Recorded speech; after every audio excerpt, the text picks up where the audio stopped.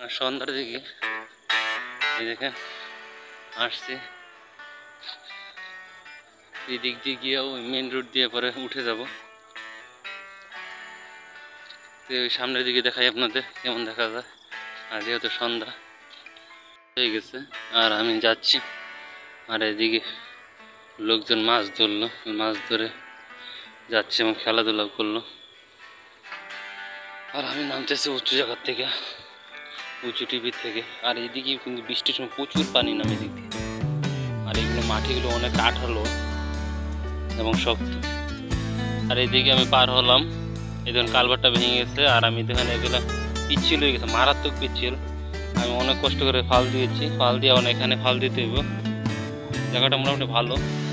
ওদিকে যেতে চাইলাম কিন্তু ওদিকে যদি পড়ে যায় তাহলে সরাসরি পানিতে পড়বো। আর আমি এখন ফাল দিব, ফাল দিয়ে দিলাম। এই যে দেখেন স্রোতে ভেঙে গেছে। আর এই এখানে কালভারটা ভালোই ছিল, আর বৃষ্টি হলে স্রোত হয়ে যায়। আর পাশে দেখতেছেন ধান ক্ষেত, কত সুন্দর পরিবেশ। আজকে এই পর্যন্তই, সবাই ভালো থাকবেন, সুস্থ থাকবেন।